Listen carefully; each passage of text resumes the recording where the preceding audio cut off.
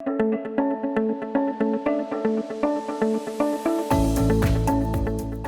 was going to jump into tournaments for the next kind of part of the conversation here, and TOs this year. And in the chat, I've seen a few people mention looking forward to DreamHack Atlanta in 2021. It's now just being planned. DreamHack Atlanta, this is a big event. A lot of people. What's your thoughts on this actually taking place and how this all is going to come together later on this year? This leads into a good bit of spiel from me on it. So I think to address Adam's point from the first question on fears of businesses shutting shop in 2020, I think they are valid fears with the way in which esports is maintained and operated at the moment, and the fact there isn't an unlimited pot of money, right? We get a couple of chances to get this right. If it doesn't work, you start to drown very quickly. But I actually think for me, on the opposite side, 2020 actually stemmed the bleed for a lot of businesses who were starting to hemorrhage in a lot of ways because it was a year of consolidation.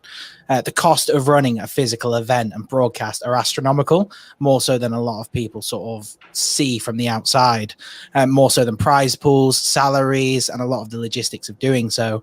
Transport, accommodation, stage design, rigging, broadcast support, staffing, catering, logistics, event management, security, and so on are costs that just stagger. I mean, if you take a League of Legends World Championship, they can maintain it on 1.6 billion revenues on that side. Smaller companies cannot maintain that on an event calendar that's only getting more saturated and more competitive.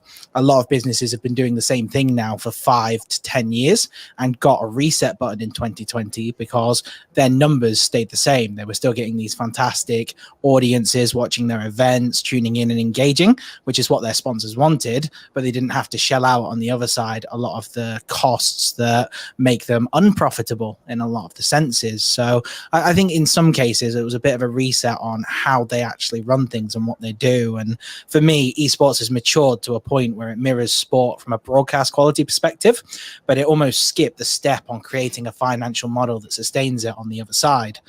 Whereas now esports, because of the fact that 2020 hurt quite a lot, has learned a new word en masse, which is media.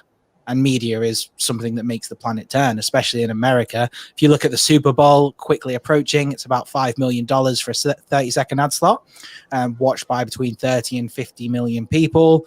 Esports actually has numbers that churn up to that amount, maybe not on CCUs or AMA, but in terms of total content, they're at that point.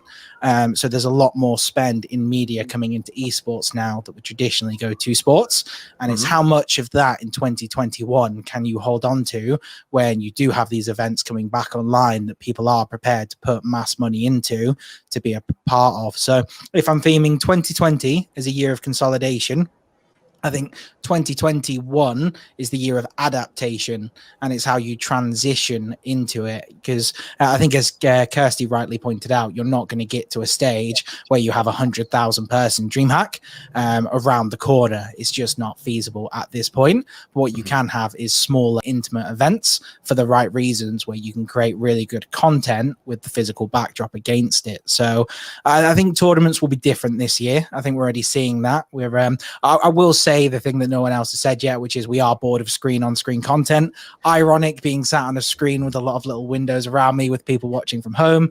But I think that's the way we've got to. We're looking for escapism. League of Legends in China last year, it got everyone thinking, actually, we're on the path to recovery. We're all going to get to go and do this soon. Then we all got firmly placed back into lockdown and we all felt miserable. So it's sort of looking at coming out of that. What can we go and do? What can we do together? How can we still interact with esports? So there are some ready-made venues that I think will start letting in audiences again. I think the LEC studio hosts around 250 people. You'd see 100 people in there with social distancing, and then it's sort of connotations and perception at that point around this almost taboo that we've got, where we feel bad for thinking about social situations, because at the moment we're so focused on staying at home and sort of keeping away from those elements. So I think, how quickly can you overcome perception once it is safe to be out and about, and how do you adapt to creating a great event under different parameters than you previously would have? Certainly. Great answer, Mike.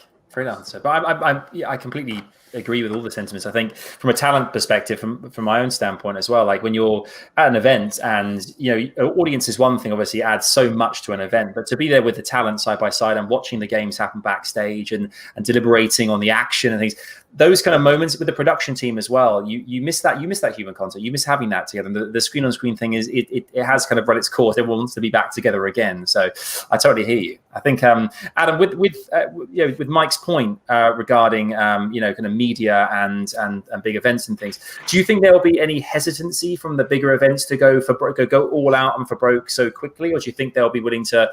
Obviously, with people have been so reactive over the last kind of year or so, do you think we're likely to see people kind of really kind of be a bit more restraint around them kind of going for broke so soon, or do you think they're going to be eager beavers to kind of get back out there as soon as possible?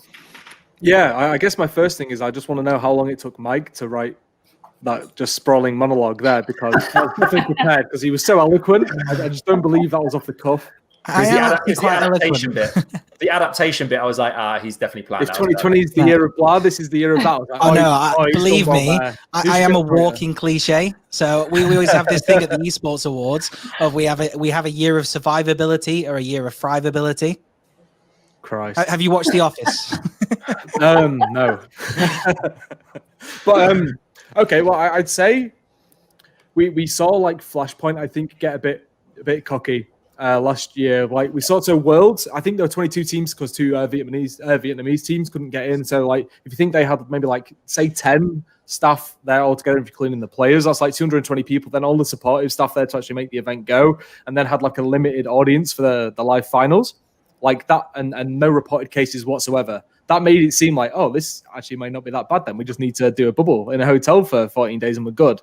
So Flashpoint tried doing that just with their like event and production staff, and then obviously they don't understand what the concept of a bubble is, and they let people leave after the 14 days and then go mix with society where people are idiots. So, I hope we don't see that. I think that was a good example of maybe rushing into things too quickly, and then shortly after we saw the lockdowns again.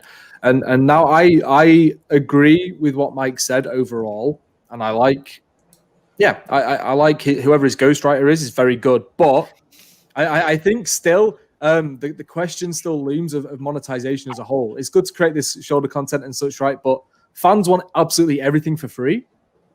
So in what world can we monetize anything if we can't even like get them to buy some hot dogs at an event, or like buy a jersey at an event, or interact with the sponsors who are activating live at an event, whether it's like Scuff or something like, where they're just handing out controllers and giving COVID that way. If none of that's going on, then it's even less profitable if they were to host events. I assume like live events with a limited crowd. So I think they'll be keen to do so, but whether it'll happen or not, I'm not sure. I think DreamHacks specifically are quite difficult because they're aiming to be complete festivals instead of just like a gaming event. So you go and you bring your own controller lands and such, and as cosplay competitions. And I think there was a Fortnite. Was there like a Fortnite dance-off or something at one point? I don't. Maybe like an ESL event or something like that. So I'm not sure if like those events, for example, could come back. But maybe, as you say, like stripped back, more just strictly this is competition, then potentially. But I just wonder how they're going to monetize, and I think that's a conversation that's been going on for a little bit, but not at scale, especially online. And every time I bring it up, I just get told, well, we've had it for free for 8 years, or I've been in the industry 8 years, I've had it for free all this time, I'm not going to give you $5 now. And I'm just like, well, maybe you don't deserve it. That's the point. I'm like, maybe you don't deserve this amazing content and get to see the best players in the world on your favorite title compete. Like if you can't give $5. So I think we'll see some. Probably the second half of the year is when things will start popping up more often. It'll be lesser operations, I assume. Yeah. But also on the topic of consolidation, I just wonder if Mike meant like where ESL and DreamHack said they merged into ESL Gaming, but realistically it was just getting rid of some senior staff and consolidating that way and just combining the two companies. But nonetheless. I think you raise a really good point there as well, though, because if you talk about foreshadowing with DreamHack Atlanta, DreamHack are famed for running exhibitions, LANs, and so on. ESL are more the production tournament side. Is that strategic collaboration of them settling for 2021 being it is what it is and trying to create better broadcasts together rather than against each other? I think that big issue around whether or not that physical event, especially something like DreamHack, could even be possible, it comes down to responsibility. Like if you're seeing two big companies merge and try to pull something off together, who's actually going to be responsible for production? Who's going to manage players, talent, everyone from not crossing over in different bubbles? And even little things like people have different ideas of, you know, what their own hygiene is. Like some people don't want to wear a mask. Some people won't wash their hands as regularly. How do you regulate that? It's incredibly difficult. Plus, you have local health issues as well. So depending on where your event is, they're going to have different restrictions of what you can and can't do, what isolation terms you've got. So all of that becomes a big consideration. And then, again, I feel like I'm the pessimistic one. I'm like, this isn't going to happen. I really hope events do happen. I really want to get out of my house, but in a safe way. And unfortunately, a lot of it will come off. It'll be down to trust. You've got to trust the public. And there is no way you can social distance at a festival. Like, how is that? I mean, you can see it if you literally box people in, and there's been like music events where that's possible. But I want to, you know, how's that going to work? How's that going to work in an arena? So that for me is, and that, for me, that's a consideration from a communications point of view, because I don't want to have to communicate that, you know, a player suddenly got COVID because of something. Like that's like a horrible thing to talk about. And I think this comes down to for me, one of the trends that I'd really want to see, and I think it will be a thing, is just overall corporate responsibility. I think people are going to start really thinking about how, you know, what are they doing for the community versus money, I hope.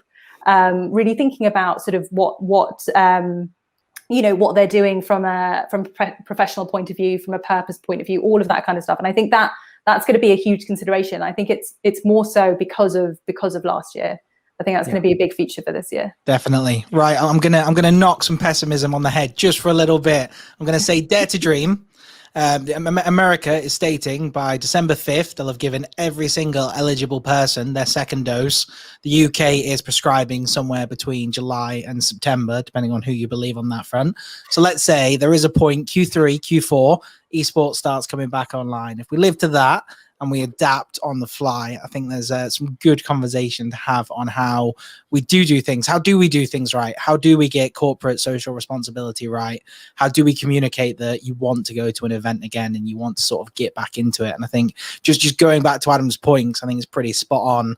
Average basket spend is very low in esports. I think it's getting better year on year, but I think it's also a trickle down effect. I think if I go back to when I got into esports and I first researched it, it was at something like 0.4 cents per person that was spent in esports. It went up to 40 cents a person. 2017, it was $3.50. And then you go to, I think at the end of last year, it was somewhere around $10, pretty insignificant still. But then I do look at some of the signs of hope on that. And I look at G2's recent jersey reveal with Adidas. I look at the amount they had pre-ordered, and I'm pretty confident that was a 7-figure drop on that latest jersey. They've already said they're going to do a Worlds jersey off the back of it. So I think there's revenue opportunities, but you also have a very saturated landscape in esports where in the LEC alone, you have 10 teams. In the LCS, you have 10 teams. Overwatch, similar story, but even more so. And they all came about around the same time. In the last 5 years, there are all these teams that are vying for a unique selling point, a unique position, and an identity in the market that are struggling to get that translated in that sense. I mean, go back 10 years, you'd have probably had a few TSM chants, Team Liquid chants, and Fnatic would be relevant in a few years' time. So it's still a very immature industry in that sense. So I think it's waiting for things to pick up on that side. But I do think service providers get hit along the way, because you start with the publishers making money, then the teams, then you have all the services underneath, and it starts trickling down and trickling down. And at the moment, we are hitting that sort of 40 cents a fan type model on that side. So I think it's exciting to see that there is such a strong future around it, but there's a lot left to do. If you want to go to MobileMatt next, he has some insane stats on mobile with their opposite. Give it to us, Matt. I'll wait on the stats for a bit. I got a lot of bombs to drop on this, but I want to make a quick point here on the event side. Mobile, of any platforms, I think is best suited to adapt and be a first mover back into live events this year, because we're the platform where you can comfortably and confidently have an event outside everybody is able to just mingle as close to others or as far away from others as they want. And you can have these small local get-togethers. So I think of a game like Pokemon Go, where, of course, when that launched back in 2017, that just took over the world, right? Everybody was playing it. I think it was even 2016, and it's still going strong. I'm still playing it, Matt. I'm still a regular Pokemon goer. You're not alone. It actually had its best year yet in 2020, which is crazy to me. They did over $1 billion in revenue worldwide. But just think about that for a second. A game that really relies on going outside, on socializing with those around you, had their best year yet. That just really speaks to the resiliency of the mobile gaming publishers and their ability to adapt, put fresh content in the game to engage players. And I think that game especially, but all of mobile really is well suited as soon as we start opening up. Mobile is the one platform that isn't as restricted by hardware, right? You don't need to set up PC stations throughout a venue in order to get people playing together. They're bringing their own device. When I ran an event, even at the Hollywood Theater, we designed the concession stand into the event format itself. It was like a scavenger hunt where people were able to walk around, look at the menu, look at the, specialized bar drinks that we created that were like game specific puns and stuff like that. And because of that, we were able to drive a lot more concession revenue because people actually made that part of their like experience. So I think mobile's really well positioned to start opening back up to events. Do you think with the mobile aspects of it, from a player's perspective here, with regards to connection speeds and how integral that is to a lot of these mobile games, do you think that players obviously prefer LAN events, but is there a way that the playing field can be fairer despite the fact that people are kind of playing all over the world? Is there a way that you can make that a better process without all being in the same place at the same time? Or do you think it is one of those things where for mobile gaming, being in the same spot does certainly make it a lot fairer across the board?